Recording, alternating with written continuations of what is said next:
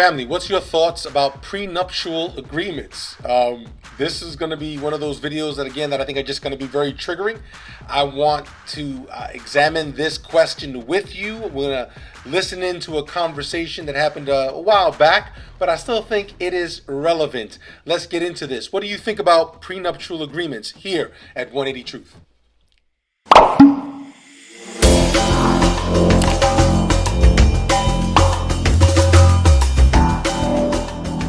Grace and peace, family. Prenuptial agreements. Are they still valid, important, but specifically for Christians? I will say that's the question, right? Is that something that you've encountered in your premarital class? I know that there was a certain philosophy that I was brought up under. I know that there's been changes through the years as the culture has changed, as the world has changed. And divorce is a terrible thing. It's a terrible experience. Some folks have really hardcore negative mindsets about prenuptial agreements, and some are for them. How do you fit them in within a Christian context? Let's take a look at two videos here. This is a conversation between Ruslan KD and the lead attorney. And so let's listen into this conversation. We'll listen into the convo. I'm going to comment through it, but then I'll give you a wrap up at the end. Let's get into this right now. So do you think prenups are essential for someone like me, where we got married? I mean, I've been married, it'll be 15 years this July. Both started out with nothing. Both started out poor. There was no prenup. My wife has helped me build up the business. She's created an amazing, stable home. My kids get homeschooled, meals. She stays at home. I go get the bag. You know what I mean? In our situation, we don't have a prenup, nor do I want one. You know, because it's kind of after the fact, right? 15 years. You know, commitment to that kind of a lifestyle, what some would call traditional. I don't call it traditional. I call it a very sacrificial lifestyle. I don't think there's anything about traditional about it. Women have always been industrious in different ways, but men have been the ones, I believe, historically, who have gone out into the field, who have gone out into war, have gone out to hunt. And there is then what's called the domestic affair, being the domestic engineers that women have been, but that's not the only thing women have ever really been. Especially if depending on certain family system structures. Again, in the United States of America, it's never been that so-called traditional way has never been consistent across the boards when it comes to those that are coming from abroad, immigrants, those that were struggling for various other conditions economically. This is an ideal kind of a place. It's an ideal for some people.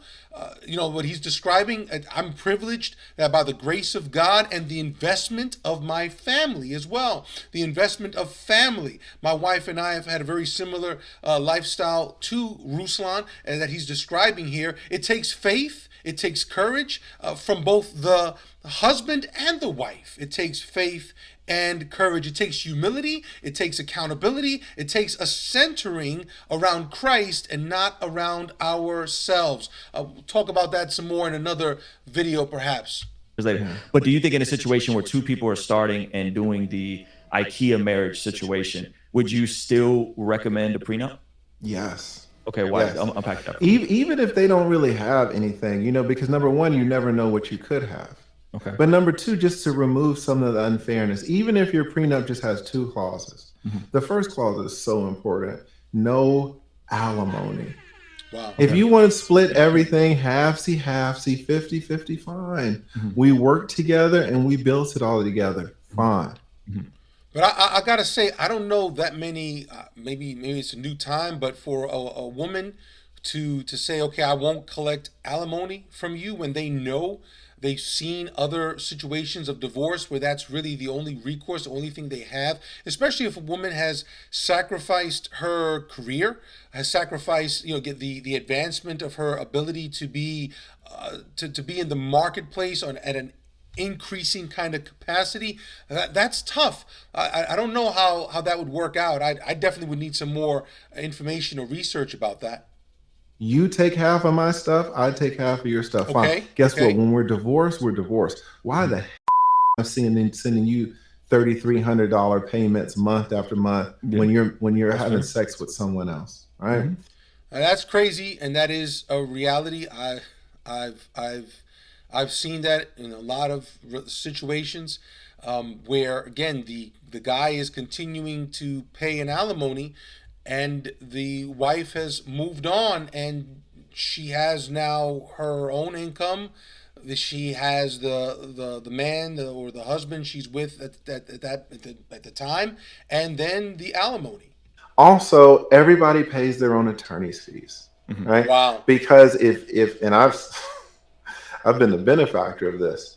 If I represent your wife, Ruslan, and I know that you're paying the fees, they might get ran up. They might get ran up because Ruslan.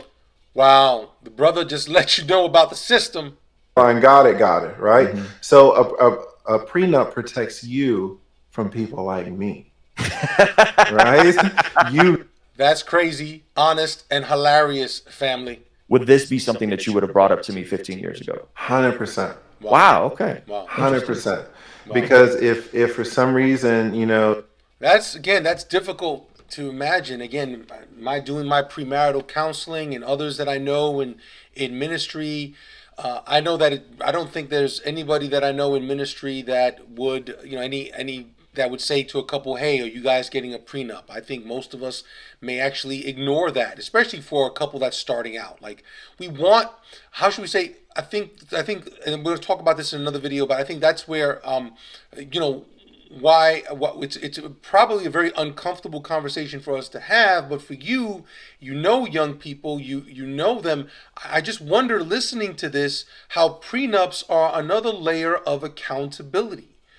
We often talk about spiritually that a marriage is not a contract, it is a covenant. It is meant to be for life. A covenant is 100 all the time, and I'm called upon to give my 100 even when it's not being given to me. And some will say that's crazy, it's better never to get married. That's exactly what the disciples said to Jesus when he told them that divorce was not an option. Divorce is not an option for the Christian. That's the way it's called to be. It's a calling. So divorce is a sin. It's a terrible sin that extracts terrible results.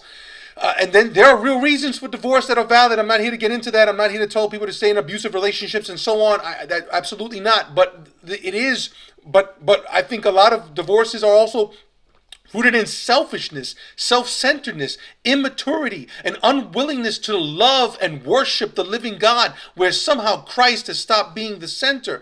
So we talk about covenant, and so we oftentimes, I think, we look at we don't want to enter into with a contract mindset. But I do wonder, listening to this, whether or not prenups serve the purpose of accountability. Your wife decides to cash you out, 18 years. Does she work outside the home? No, that's what I mean. Like, in our situation, but like, what's the, so this is how I see it. And maybe this is very blue pill of me, but my wife has also put her career on hold. My wife has also passed up a ton of opportunity. My wife has also passed up, you know what I mean? Like, she's been the primary care provider, right? So if I were to have a prenup, hypothetically, when we didn't have anything, we built a whole life together. One of the reasons why I'm successful, and I have no problem saying this, is because I have a stable, loving marriage. I don't have a sexless marriage. I'm in an amazing union. Amen. That allows me to go out and do the things that I'm able to do, make the kind of money that I'm able to make. So why would I not want her to be taken care of, right? Why would I want, are you following along with what I'm saying? Like, if we were to separate, like, she's taken the bigger L financially in her entire trajectory of her life, had she not married and been a mom and been a stay-at-home wife. So why don't you just control that? Why are you letting some 70-year-old man determine how much your wife, the love of your life, why are you letting this man determine how much support you are going to give? You're your own man, right? What do you mean by 70-year-old? Are you talking about the court system? Is that what you're saying? I'm talking about that damn judge who's going to put that alimony on your ass. Yeah. Why don't, if you're such the man and you love your wife so much, why don't you put in the prenup how much alimony you're going to pay her? Well, I'm asking these things because I think if someone's independently wealthy, I would be 100% with you. If I'm 30 and someone's worth a couple M's, I would be like, yes, it's a no-brainer. I'm asking these questions because I'm genuinely curious. if you would have given me the same advice 15 years ago as a 23-year-old kid. 100% put zero alimony. And if you guys get married in 18 years and she puts her life on hold and all this and all that, well, guess what? She gets 50% and you get 50%. But guess what you can do, Ruslan? You can send her checks. Right. You determine how much you're going to pay. Right. You determine how many months you're going to pay. You can pay 12 months. You can pay 24 months. You can pay 36 months, 48 months. You can pay 60 months, 72 months. You determine. You don't let some old man in a robe determine how much you are going to support your ex-wife. That's something to think about. Right? Wow. So there's nothing saying, oh, well, she sacrificed herself for the kids and now, she's not getting any support. No, you support her. Right. The thing is, you're your own man. You're in control of your destiny. So you decide how much you're going to support her. Of course. You determine what your alimony payments are going to be. And just go from there. Of course, I think that's fair. I think that's fair. I'll be honest with you. You just changed my mind about prenups. I think that's very fair. There we go. Changing one mind at a time. That's what we're doing on the channel. That's a W. I think that's a very fair point. I think when you have the religious dynamic involved, that could be a tricky conversation. Even me talking about prenups at all, which Hafiz is not anti-prenup. But even when we talk about prenup and all, we get a lot of pushback from the faith-based community. But I think that's a fair point. Hey man, that's a W. I got no pushback. Again, let's talk about that here when we talk about, again, we saw Ruslan and he's changed his mind in regards to prenups and some of the things that the lead attorney has said, and it is a terrible thing. I think sometimes when it talks about prenups, one of the reasons we don't talk about them in the faith community is the same reason why people delay talking about writing a will. It's kind of like saying death is guaranteed. And so you avoid thinking about death because death is grieving.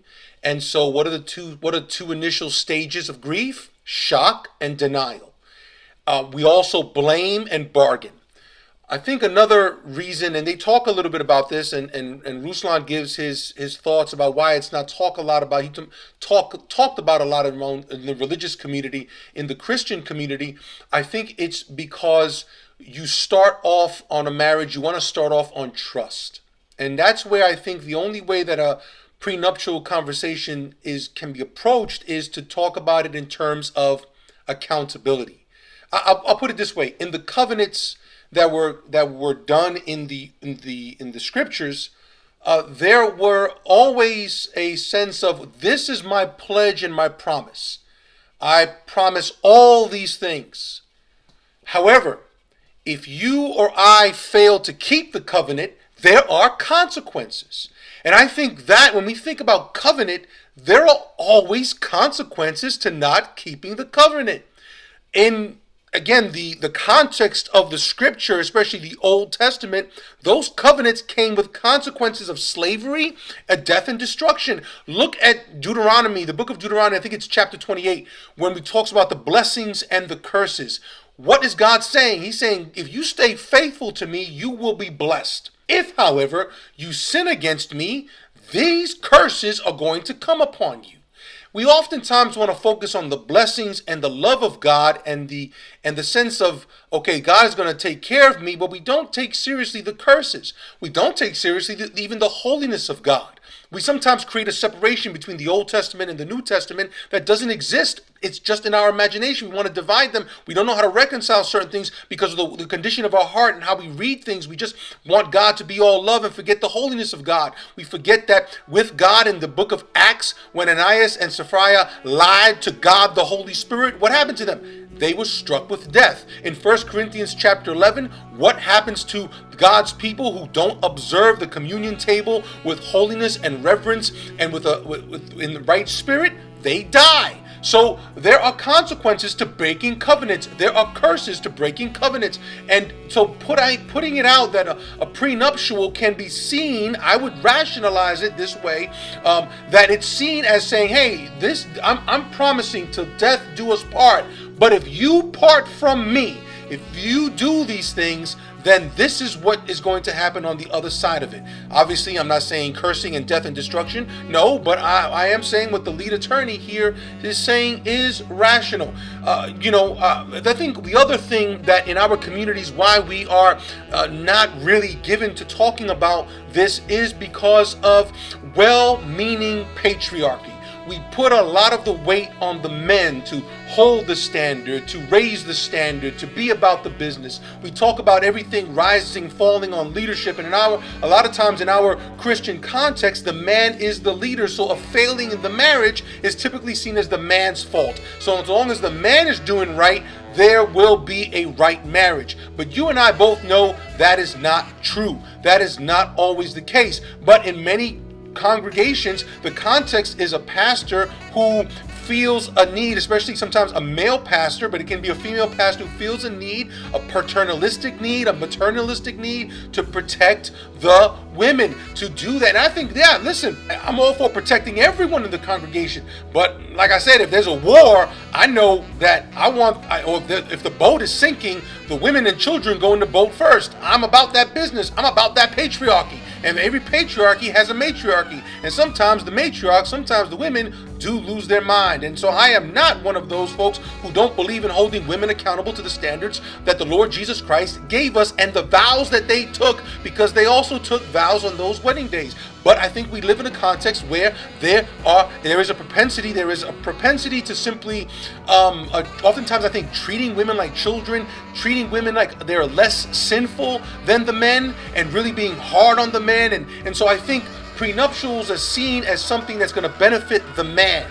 And I think that is something that we potentially, in these conversations, when we look at a generation where we see people are refraining from getting married, people are refraining from having children, we're seeing already the consequences of the divorce rate and the negativity about the economy and the future, and we're seeing all these things. We do have to consider that the other side of a covenant promise is a covenant accountability if someone breaks it. And so that's just my thoughts. I would love to hear from you. If I go back in time, would I counsel couples to get a prenuptial? I don't have an answer about that. I'm just, like I said, I'm talking out loud. I like doing what you're supposed to do, which is I'm putting myself in the lead attorney's shoes, and trying to understand and take in this new information. So I don't know if I would go back in time and tell everybody to get a prenuptial. I'm not sure if I would tell people now to get a prenuptial.